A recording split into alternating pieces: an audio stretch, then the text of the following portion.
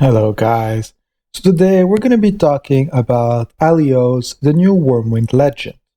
So let's get started. The first thing is she already got an Evo. Well, that's kind of standard. I'm going to say I kind of like the second skin. It's not bad. If we do look at her stats, we will notice that she is very balanced, but her highest stat still remains speed. And looking at her skills, that's a very good thing. On her position, she can be put in the front or in the back line, with the best bonus being in the back line. I'm going to say the best way to actually use her is ideally use her as a support character, and like this, you can roll her around or change a few things. She has great utility for club matches because of one of her line skills, and she is one of the best counters against Vaunchies or stacking goalkeepers. For example, K. So let's get a better look at the skills. Now for the ace, and let's ignore these two bars who for some reason I can't remove. Decrease the effect of debuff inflicted on the allied team and increase the life. So I'm going to say there's a very high chance it's just going to be 10% at 15. It's pretty decent, especially if she can cancel out all their buff in front line. It can allow you to win extremely fast. Oh, it's pretty good, but I'm gonna say unless you're fighting dark, debuffs are not that popular except for a lane. So it's basically once again buffing your goalkeeper. I don't really think I would advise using that as the ace, but if you don't have any better rainbow aces, it's a pretty good idea. Now on the active, again, because they're trying to say she can be used front or back, it's kind of like a dual idea active. Increase critical damage by 40% and critical resistance by 40% of the ally for 5 minutes. So the cooldown is still 16 minutes. So you're not really going to be using it that much, and it's kind of going to feel there's no value in it. Unless you're running this manually, where then you can use it very intelligently. But in auto, it's going to feel pretty useless. Because especially a lot of us are using stacks at the beginning, so if you're a striker, the first shot is not the strongest one. And in backline, at the very beginning, especially for people using Scylla aces or stuff like that, giving a bit of critical damage resistance is not that great. But I want to point out it is critical damage and not crit res. So it is actually pretty decent. Now, Fate of Immortal.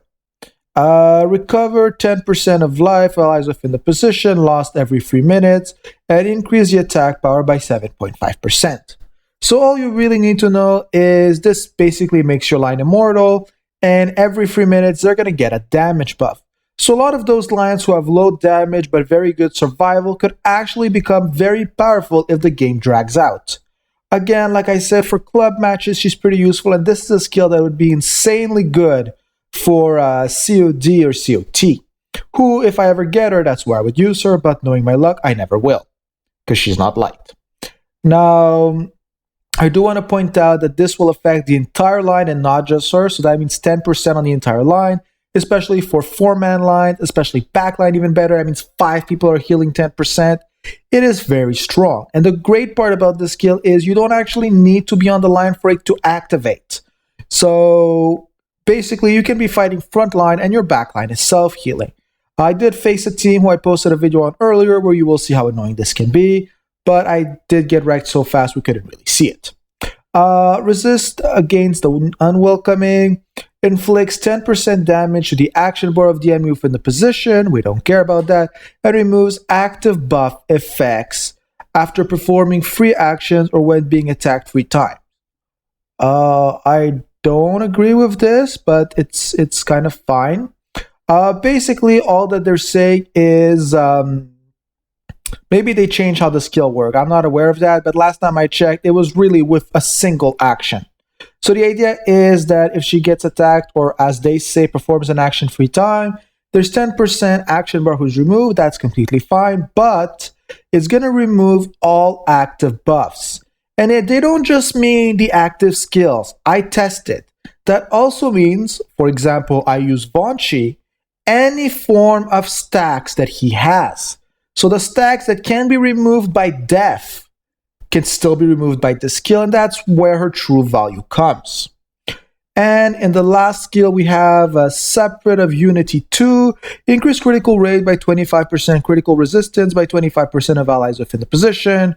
That's like really basic. No, nothing great on that, I'm gonna say. Maybe that'll be the one who'll get buffed next time. And ironically, it did get buffed. It's pretty bad. So basically, her true value is removing all the active stacks and recovery and attack bar buff online. Her active has one major flaw. It's the minute. And her third passive is pretty basic and not that great. Now, looking at her on a chain level, she has some pretty decent chains though. Because a lot of people are going to be trying to run her with a different setup. So if you're looking at this, first of all, you know there's a rival of Metatron. So automatically, you're always going to have a rival chain if you're in PvP. Then in her affection chains, she's got Samir, she's got Magnus, she's got Yuri. I have serious issues understanding why you would at least run Samir or Magnus if you're throwing her in backline. And then in friendship chain, she has Vivid Fear and Ire, who are also two really good players. Now, the Nemesis is pretty bad. I mean, she used to be good, but every other Whirlwind striker has completely passed her now. So there's a very low chance that's actually going to activate, but you need to know there's a limit of 3 chains per player, meaning she's already capped anyway. I think that if you go above it, it's the friendship chain that jumps, but I've never actually succeeded. Through my entire team has a chain. So now, what kind of formation would I actually use her with? So when we're looking at that, you need to know, ideally, you'd be throwing her in backline. So if you're throwing her in backline, you're going to want to make her faster. Because as I said, every time she acts, she's stacking her things, she's removing their buffs, she's removing their action bar, and on top of it, she does have some pretty decent power and technique stats. So when you're looking at that, you're going to want to be throwing a Kevin. You're going to want to throw anything that can increase speed online. Basically, Kevin, Magnus, Aiolos, and a 4th player could be really cool. Anything that is going to buff her speed. And in frontline, you have Janice with a similar skill. If you want, you can have a Marianne on the team just to do that global buff, who's really going to come out in Aiolos in backline. Now, looking at her stones, what can we actually build? So again, you want her to move fast. So you're not going to be throwing any Andor stone. So you're automatically going to throw with an Andor red reflex. Then I would personally say we want to go with the Wormwind speed unique and go with dark speed stone. But you can go the other way around. It's a little bit of a difference in the uniques, but they're basically going to do around the same thing. And for the prime slot, we're again going to do a red Andor reflex. So it's basically going to be Andor reflex, speed unique, speed stone, or vice versa.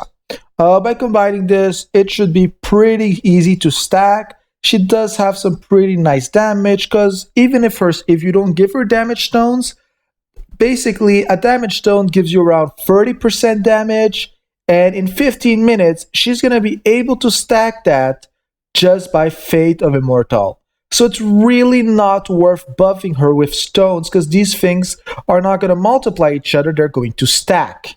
So giving her damage is not worth it because of this reason.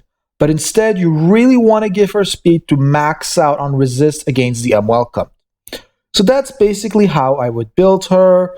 Again, really nice on the chains, and even if you don't have a Wormwind team, who is where she would fit the best, there could always be a place on her. Now, if you want to throw her in front line, stone-wise, it would still be the exact same build, but you would try to throw her ideally center, have a passer, have an Elaine, and she would be the support, and make them pass to the striker. Because in the worst case, she still does have an action bar removing skill. So if you're able to make her act, then do a lane buff, then do active passer, active shot, they basically have no defense buff and you are maxed out.